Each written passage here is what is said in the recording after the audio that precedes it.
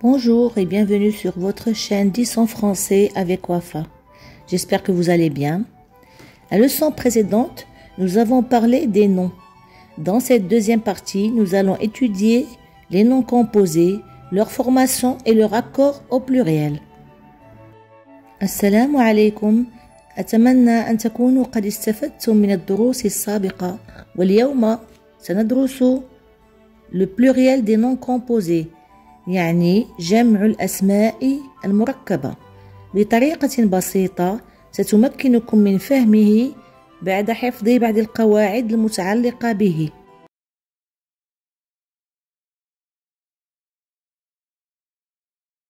Les noms composés sont des noms faits de plusieurs mots qui sont parfois reliés par un trait d'union. Exemple, une pomme de terre. Elle n'est pas reliée par le trait d'union. J'ai dit parfois. Un lave-vaisselle, trait d'union. Seuls les noms et les adjectifs peuvent prendre la marque du pluriel. Par contre, le verbe, l'adverbe et la préposition sont invariables. الأسماء المركبة متكونة من مجموعة من الكلمات les noms المرتبطة بينها بعارضة ربط أو وصلة trait d'union. مثال une pomme de terre البطاطا أو البطاطس. un lave-vaisselle الغسالة. الكلمات les noms والصفات les adjectifs وحدهم يأخذون صفة الجمع. أما الفعل le verbe والظرف l'adverbe فهم لا يتغيرون ولا يأخذون صفة الجمع. Cas des noms composés de nom plus nom. Les deux noms prennent la marque du pluriel. Exemple, un chien-loup, des chiens-loups, S, chien et S pour le loup. Un dîner-débat, des dîners-débats, ils prennent un S au pluriel. Il y a des exceptions où seul le premier nom prend la marque du pluriel. Un chef-d'œuvre, des chefs-d'œuvre. On remarquera que seul le mot chef prend un S. Un timbre-poste, des timbres-postes. Seul le mot timbre prend un S. C'est le timbre pour la poste. Dans cet exemple, on a plusieurs timbres pour la poste, pour une poste. أولاً بالنسبة للأسماء المركبة من كلمات بمعنى اسم زائد اسم. الاسمين يأخذان صفة الجمع. مثال les chiens loups الكلب الذي يشبه الذئب. les dîners débat عشاء العمل. لكن هنالك استثناءات حيث الاسم الأول هو الوحيد الذي يأخذ صفة الجمع. un chef-d'œuvre تحفة فنية un timbre-poste طابع بريدي. Deuxièmement, cas des noms composés de l'adjectif plus nom.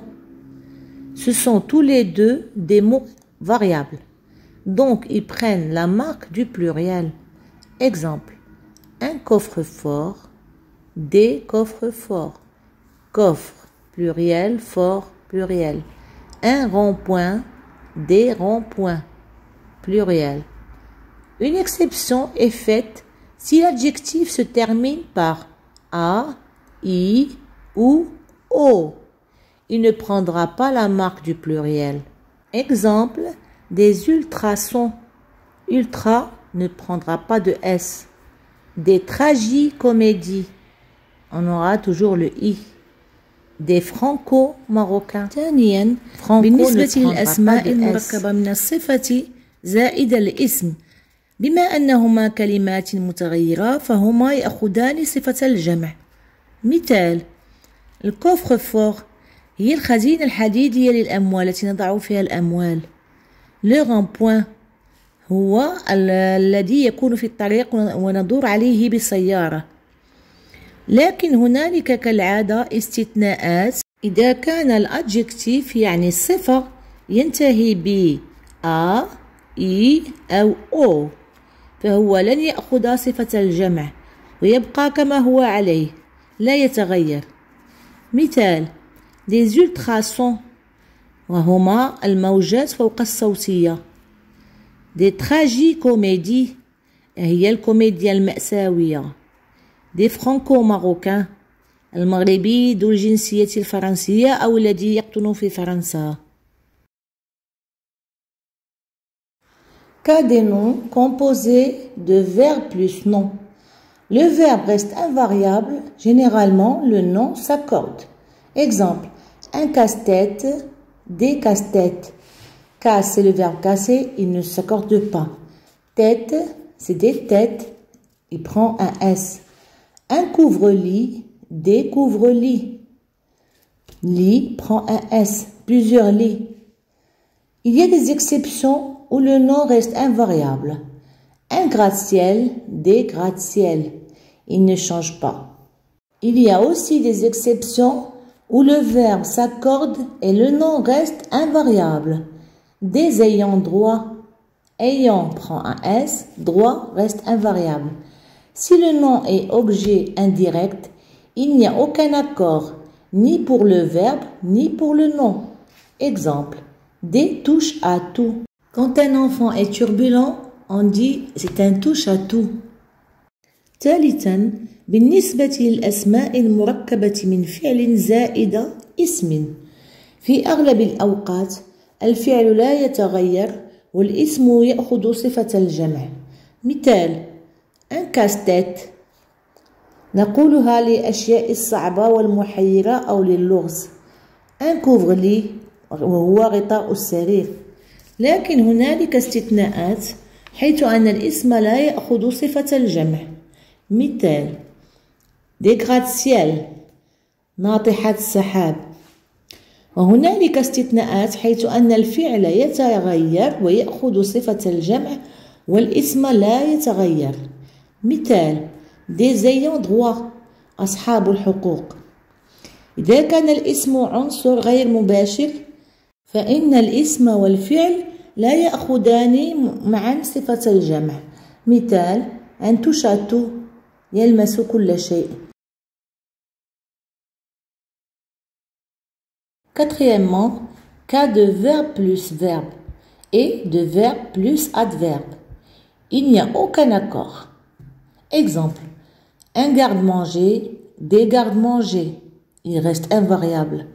Un savoir-vivre, des savoir-vivre. Il reste aussi invariable. Un passe-partout, des passe-partout. Partout, c'est l'adverbe. Cinquièmement, cas de nom plus préposition plus nom. Seul le premier nom s'accorde et prend le pluriel. Exemple: une pomme de terre, des pommes de terre. Pomme va s'accorder, il va prendre un S.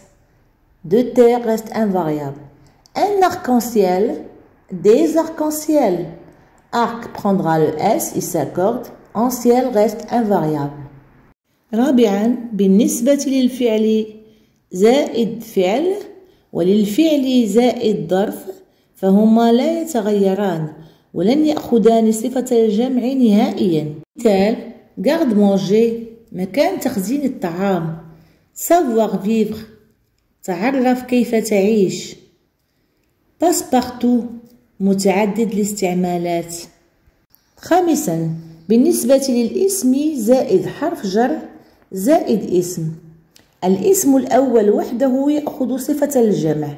مثال: pomme de terre بطاطس. arc-en-ciel قوس قزح. Sixièmement, cas d'adverbe ou de préposition plus nom. En général, c'est le nom qui s'accorde. Exemple: des arrière-boutiques. Boutique, c'est le nom, il prendra un S. Septièmement, cas de garde plus nom.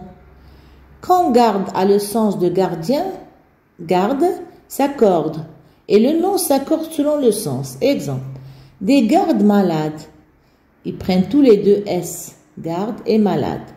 Quand garde fait référence au verbe garder, aucun accord. Exemple: des gardes-manger. il n'y a pas d'accord. سادسا وأخيرا بالنسبة للظرف أو لحرف الجر زائد الاسم في غالب الأحيان الاسم يأخذ صفة الجمع. مثال des arrière boutiques هما المكان الداخلي للمتجر. سابعا بالنسبة لجارد زائد اسم إذا كان جارد يعني جارديان وهو الحارس فهما الاثنان يأخذان صفة الجمع جارد مالاد. إذا كان جارد يرمز إلى الفعل الذي هو جاردي فلن يكون هنالك الجمع جاردي دي جارد مانجي أماكن تخزين الأكل. أتمنى أن تكونوا قد استفدتم من هذا الدرس ولا تنسوا أن تشتركوا هذا الفيديو مع أصدقائكم. نشكركم على حسن المتابعة وإلى الدرس القادم إن شاء الله. إلى اللقاء.